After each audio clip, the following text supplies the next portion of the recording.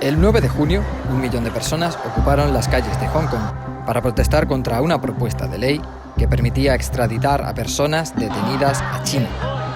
Una ley que, según abogados y activistas, podría haber permitido a Pekín acceder a fugitivos chinos refugiados en territorio hongkonés y, de paso, erosionar las libertades civiles del país, algo que diferencia a Hong Kong del gobierno chino desde que se convirtiera en territorio semiautónomo en 1997.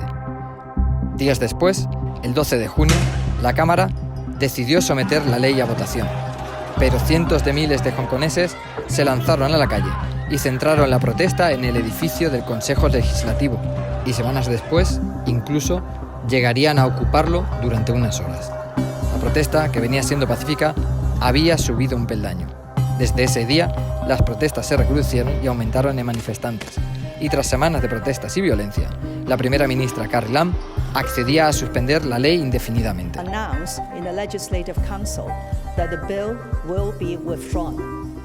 Pero, ¿por qué una protesta contra esta ley, precisamente, se ha vuelto una cuestión tan importante para los hongkoneses?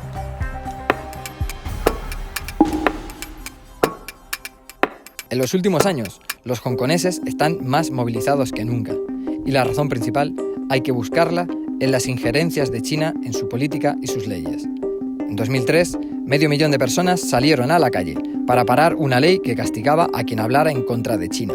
Y en 2014, ocuparon las calles durante semanas para protestar por la influencia de China en las elecciones de Hong Kong.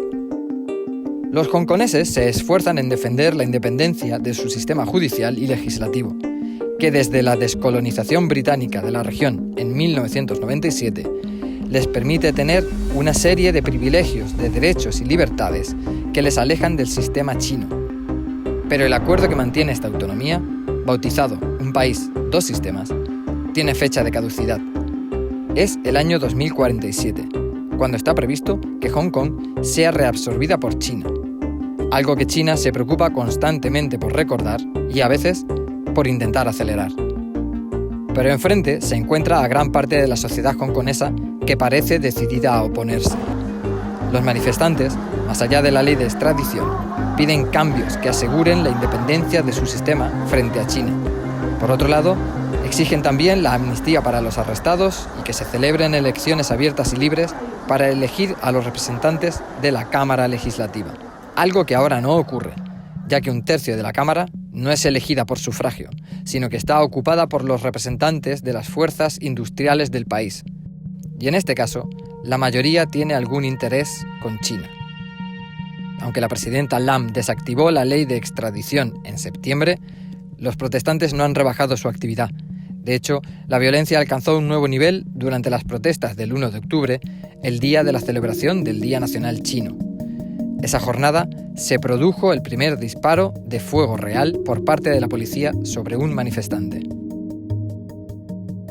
Y la cosa puede empeorar si Carrie Lam decide pedir ayuda a las fuerzas de seguridad de China, algo que, como ha dicho, está previsto en la Constitución de Hong Kong.